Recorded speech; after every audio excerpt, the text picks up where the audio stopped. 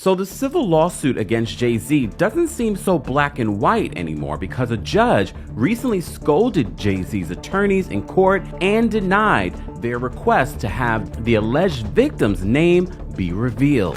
As the judge in the Jay-Z Diddy case, Judge Torres has just humiliated Jay-Z in court.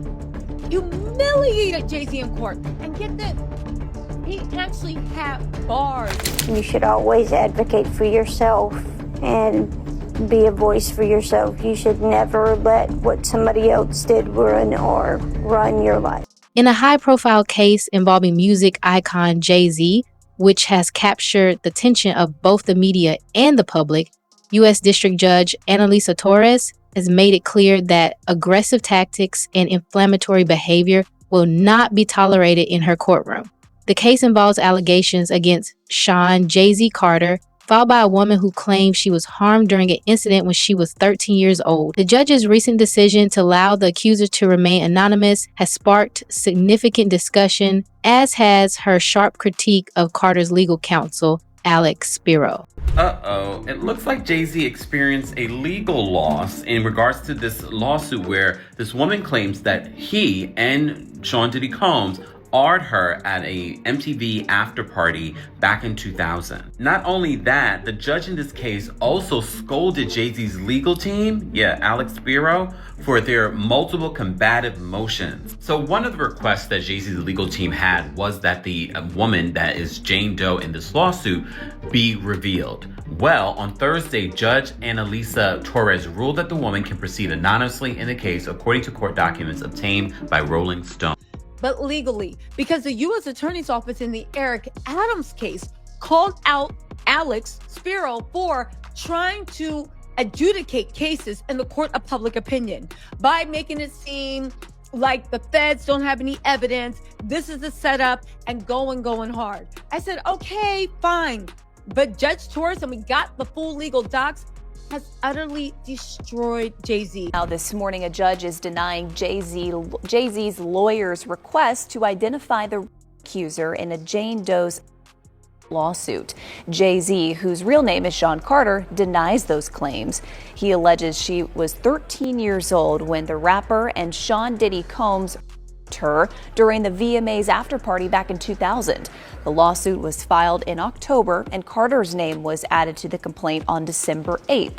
Both Carter and Combs have denied the woman's claims, and while the case will move forward anonymously, the victim there could always revisit that decision later on. Judge Torres emphasized the importance of a fair and thorough legal process, criticizing the inappropriate conduct of Alex Spiro.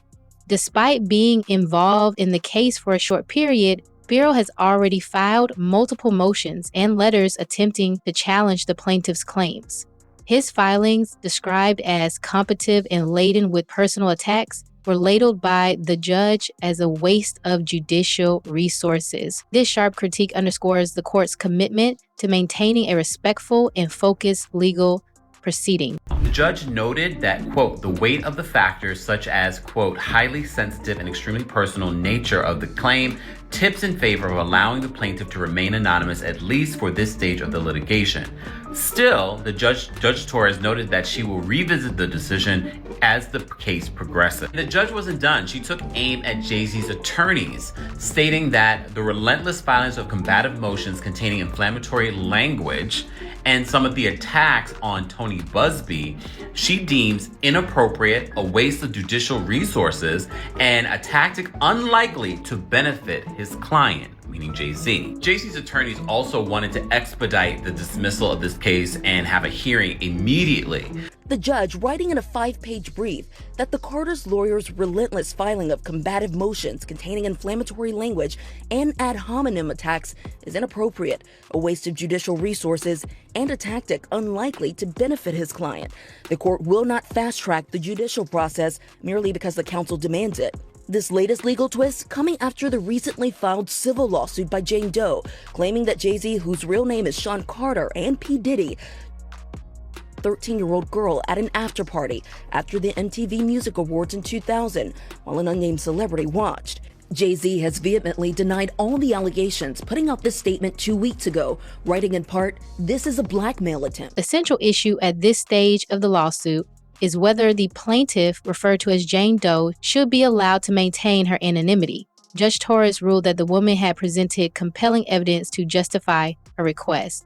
Given the sensitive nature of the allegations and the potential harm that could occur if her identity were revealed prematurely, the judge also noted that the public interest in the case does not outweigh the plaintiff's right to privacy, particularly in the early stages of the litigation. And a federal judge has ruled the woman alleging she was by Jay-Z and Sean Diddy Combs can remain anonymous.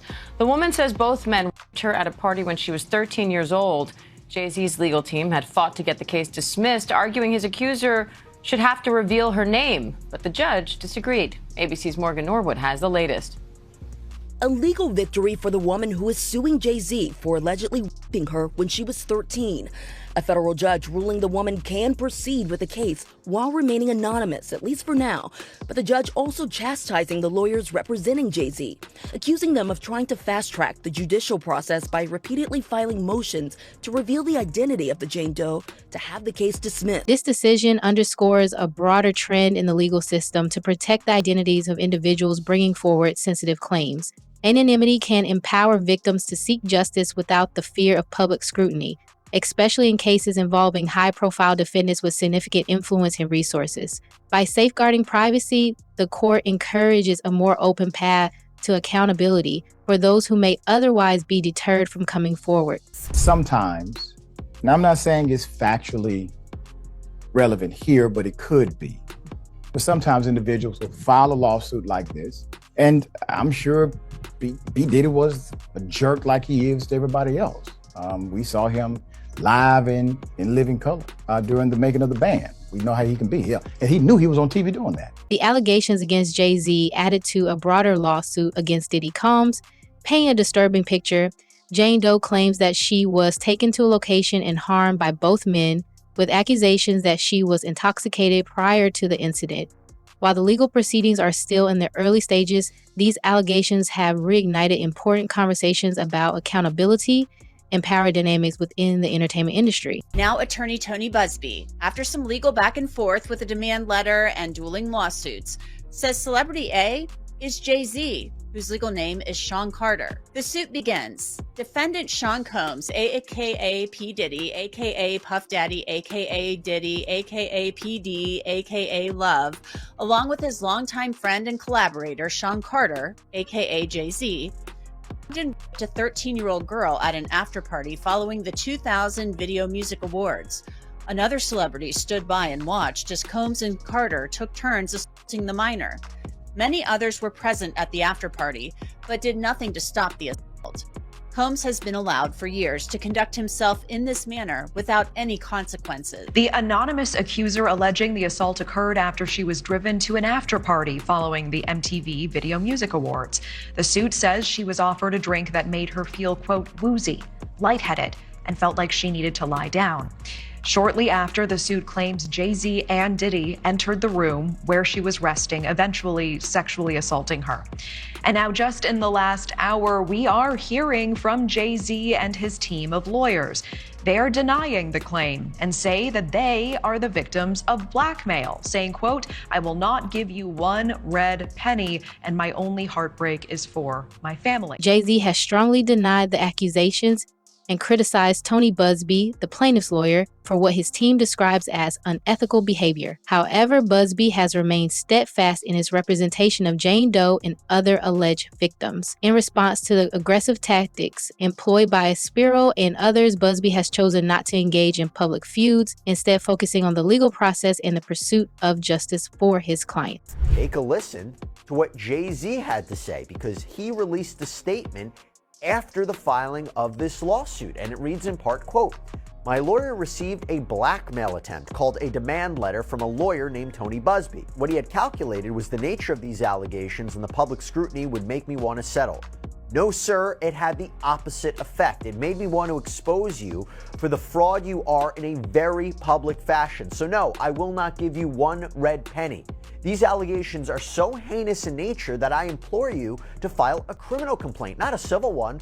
Whomever would commit such a crime against a minor should be locked away. Would you not agree? These alleged victims would deserve real justice if that were the case. Last month, a lawsuit was filed against Busby by an anonymous celebrity who claimed Busby was trying to extort money from them. Busby fired back with this statement on X last night, naming Jay-Z as the anonymous celebrity who sued his firm.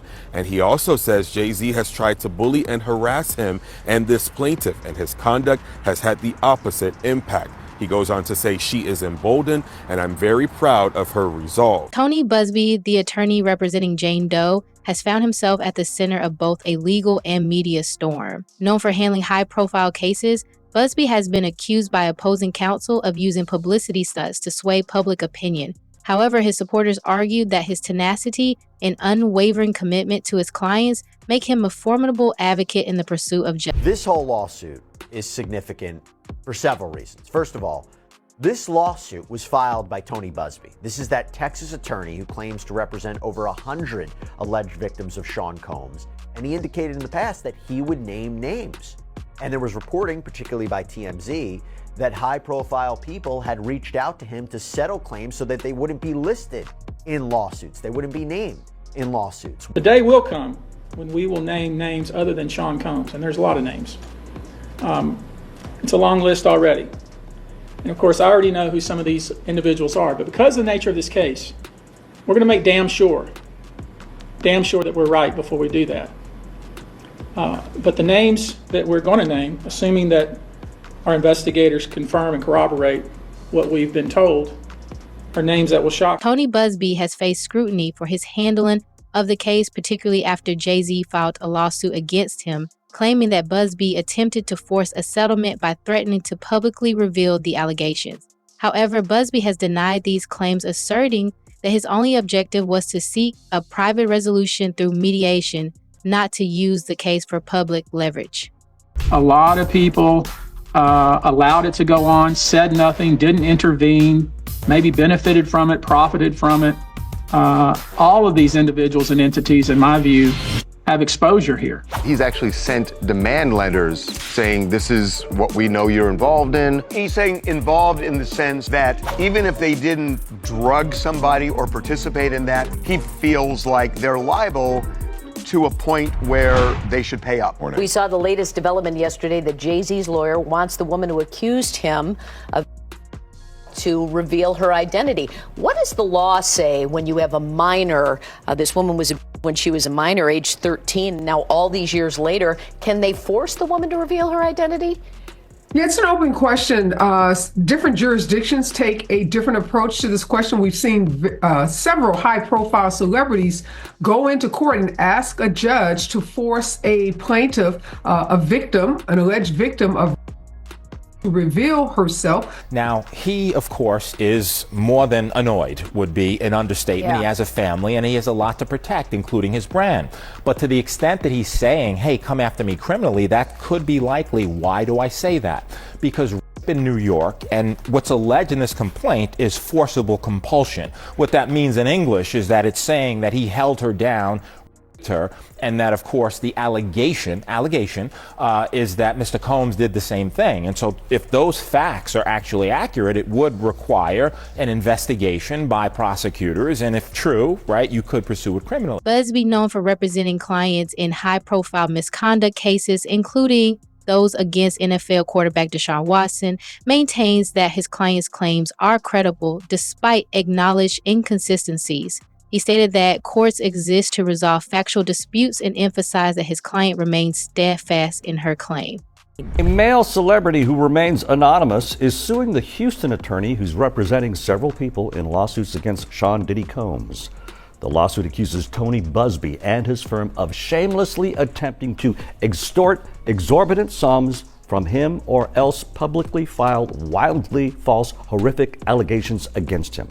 Now, on Instagram, Busby denied the claims against him, saying that his firm won't allow the powerful and their high-dollar lawyers to intimidate or silence survivors. Tony Busby is responding and basically saying that Jay-Z was the high-profile celebrity that was recently suing him. So Tony Busby says this in a statement regarding the Jay-Z case and his efforts to silence my clients. Mr. Carter previously denied being the one who sued me and my firm. He filed this frivolous case using a pseudonym.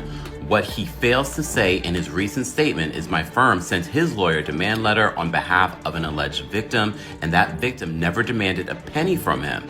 Instead, she only sought a confidential mediation. Federal authorities are preparing for a significant expansion of the case against Diddy, with estimates suggesting that as many as 120 additional victims may come forward with testimonies. This potential influx of new allegations could dramatically alter the scope and impact of the ongoing legal proceedings. There's new allegations against Sean P. Diddy Combs. A Texas attorney says he now represents, get this, 120 alleged victims, male and female, adults and children, whose allegations span more than 30 years. The accounts of the alleged victims have not been fully vetted, but their claims involve similar to what the feds described in their criminal indictment of the music mogul. Diddy's currently sitting in a federal jail awaiting trial on conspiracy charges. He pleaded not guilty to all charges. Tony Busby has revealed that 25 underage victims have filed individual lawsuits against Diddy, each alleging various forms of misconduct. According to Busby, these cases are not part of a single class action lawsuit, but rather separate individual filings, highlighting the personal nature of each victim's experiences and claims. Alex Spiro has been vocal in challenging the credibility of the allegations. He described the accuser's story as provably, demonstrably false, citing inconsistencies and the lack of corroborative evidence. Spiro emphasized, it's not just that this story is a lie and that it's not true, it's provably, demonstrably false. This never happened. This woman is standing by her story. It happened over 20 years ago. Maybe her memory is hazy. Maybe her father doesn't remember that night. No, she's doubled down on certain of these details. She says, I'm positive. She points out the tattoo. She talks about the tattoo in vivid detail. Turns out that's completely false. And the father is supposed to be picking her up. 10-hour drive, round trip to pick her up in the middle of the night. Has no memory of that. No one has come forward about this in nearly a quarter of a century, and that's because this never happened. Sean Carter, Jay-Z has good reason to ask for this case to be dismissed. The accuser came out and did an interview. Now, we didn't get to see her face. We didn't get to learn her name. But in the interview, she gave some statements that were inconsistent with the statements or the accusations, I should say, that are made in her lawsuit. And it does raise serious questions about the credibility of this accuser. Adding more fuel to the fire, the accuser admitted to certain discrepancies in her account during a recent interview. She acknowledged errors in identifying the location of the alleged misconduct and the individuals present. For example, she initially claimed that members of the band Good Charlotte were witnesses. However, it was later revealed that they were on tour in the Midwest at the time and were not present at the 2000 MTV VMAs. These inconsistencies have raised further questions about the credibility of the allegations. During the NBC interview, she says that she spoke with musician Benji Madden and his brother Joel at the after party. Benji is married to actress Cameron Diaz. I'm talking to Benji Madden about his tattoo. That's the Last Supper, because I have a religious background. So it was just something to talk about. But in a statement, the Madden brothers say they did not attend the 2000 VMAs. Inside Edition found this document establishing that on September 7th, 2000, the night of the VMAs, the Maddens were giving a concert at the Vic Theater in Chicago. Additionally, the accuser's father, whom she claimed had driven 5 hours to pick her up from New York City after the incident, does not recall making such a trip. Furthermore, permits and photographs from that night suggest there was no Jumbotron outside the VMAs, contradicting her statement about watching the event from outside the venue. These further inconsistencies have raised doubts about the accuracy of her account. The woman also claims after the alleged assault, she ran to a gas station and called her father, who drove 5 hours from Rochester, New York, to pick her up and return home. But NBC says when they contacted her father, he says he can't recall the incident. I feel like I would remember that, and I don't. I have a lot going on, but I mean, that's something that would definitely stick in my mind. The woman filing the lawsuit against Jay-Z says it is possible that her father doesn't remember, but she stands by her story. One of the things that stood out to me, Phil, was her father. Her father was also contacted by the news media because in her interview, she says her dad picked her up from Sean Diddy Combs' home after the rape she said that occurred after she said Jay-Z and Sean Combs raped her. Her dad said he had no recollection of this incident. And clearly a dad, as he said, would remember something this serious, this egregious. So I think there are some serious questions that need to be answered. And the way you get those questions answered when you are a defendant in a lawsuit is by filing the kind of motion that I anticipate we'll see filed by Jay-Z's law firm, because there are questions about the credibility of this accuser. Do you believe the legal tactics used by both sides are justified, or have they crossed the line? Share your thoughts in the comments below and join the discussion.